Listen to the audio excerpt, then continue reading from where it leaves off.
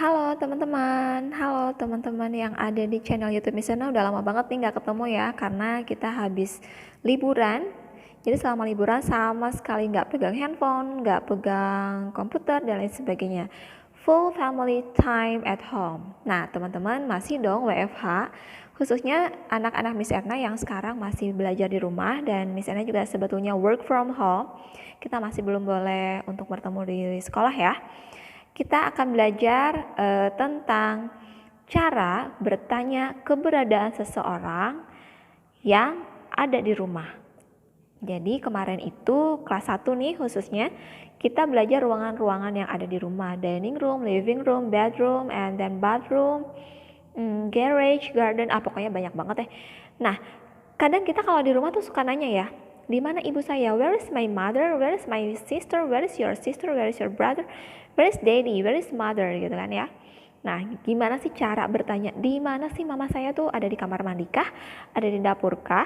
Ada di kamar tidur atau lain sebagainya ya. Pokoknya kita coba untuk mengungkapkan pertanyaan tersebut dalam bahasa Inggris. Tentunya akan Miss Erna belajarkan dengan cara Miss Erna sendiri, dan mudah-mudahan bisa kalian pahami ya. Miss Erna akan coba mengajarkan dengan cara yang mudah. Oke, perhatikan baik-baik videonya ya. Thank you.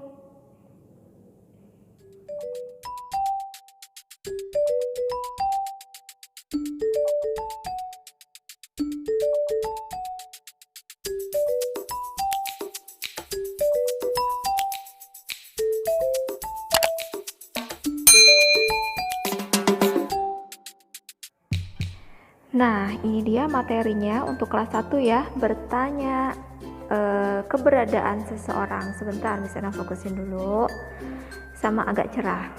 Oke, kita langsung aja ke cara bertanya keberadaan seseorang. Kalau misalkan sedang berada di rumah nih, di mana ya ibu saya, di mana ya ayah saya, di mana. Dalam bahasa Inggris, di mana itu Inggrisnya adalah where, bukan what ya, tapi where. Silakan diulangi di rumah ya.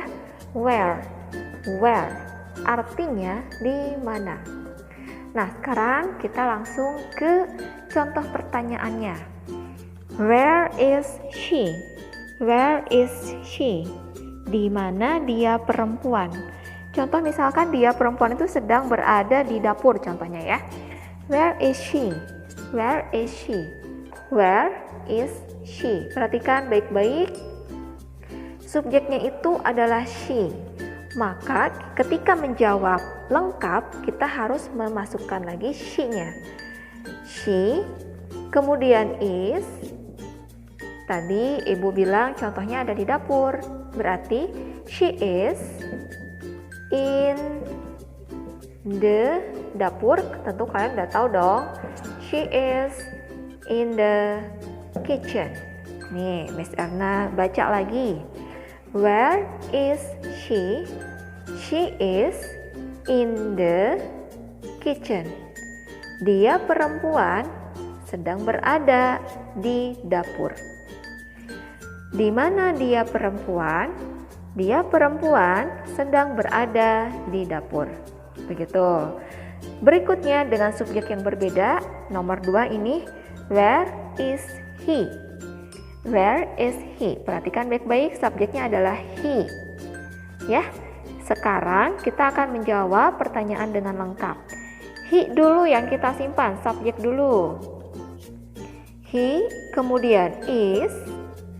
After is, we have to put in the. Sedang berada di, contoh ya, di mana dia laki-laki? Where is he? Biasanya kalau laki-laki mainnya di garasi ya.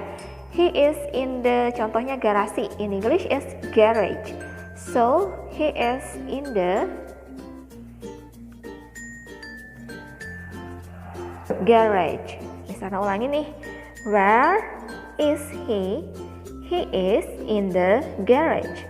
Dia laki-laki sedang berada di garasi. Pertanyaan tadi adalah where is he? Di mana dia laki-laki?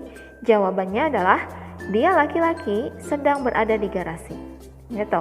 Nah, kamu harus perhatikan baik-baik. Ini Miss Erna tanya lagi Miss Erna akan ungkapkan lagi ketika bertanya where is he, perhatikan subjeknya ya. He ketika jawab menjadi di depan, kalau pertanyaan di belakang, sekarang menjawabnya di depan. Subjeknya pindah ke depan. Kemudian is diletakkan setelah he, menjadi he is. Awas di rumah jangan menjawabnya is he, tapi he is. Ya. Sekarang kita coba pertanyaan yang ketiga. Subjeknya beda loh, perhatikan baik-baik ya. Where is your sister? Where is your sister? Where is your sister? Perhatikan di sini, subjeknya bukan hanya sister, tapi subjeknya dari your. Di mana kakak atau saudara perempuan kamu? Di mana saudara perempuan kamu berada? Your sister itu adalah subjek, satu orang, saudara perempuan. Maka ketika menjawab jangan tulis lagi your sister. Kalau your sister itu bisa dijawab dengan dua subjek. Yang pertama your menjadi my sister, subjek yang pertama ya. Atau kamu bisa ganti dengan she. Begitu. Sister perempuan kan, saudara perempuan, bisa adik, bisa kakak. Maka ketika menjawab, your ini berubah menjadi my. Sisternya tetap ya. Kemudian is diletakkan setelah subjek, kita masukkan di sini is. Lalu kita tunjukkan ruangannya, contoh sedang berada di kamar tidur. My sister is atau she is in the bedroom. She is in the bedroom. Oke, sekarang Miss Ana bacakan lagi kalimatnya. Yang pertanyaan nomor 3 nih, pertanyaannya, where is your sister? Where is your sister? Di mana saudara perempuanmu? Jawabannya kamu bisa pilih kamu bisa pilih salah satu dari dua contoh cara menjawab ini. Yang pertama subjeknya berubah dari your sister pertanyaan, berubah menjadi my sister. Awas ya, jangan your sister lagi kalau mau jawab, berubah menjadi my sister. My sister is in the bedroom. Atau bisa kamu ganti menggunakan she. She is in the bedroom. Gitu. Nah, sekarang pertanyaan yang terakhir yaitu where is your brother? Where is your brother? Sama nih kayak tadi nih, your brother. Ini adalah satu subjek walaupun ada dua kata subjeknya tapi dia satu orang. Your brother, di mana brothermu? Contohnya brothernya sedang ada di taman. Ya, sekarang kita perhatikan cara jawabnya.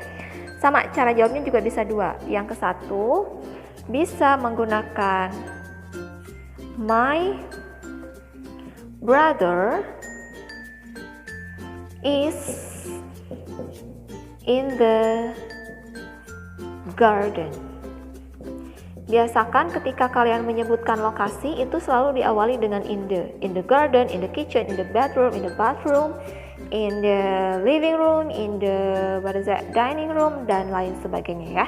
And then your brother ini ketika menjawab menjadi my brother, atau bisa kamu jawab menggunakan he.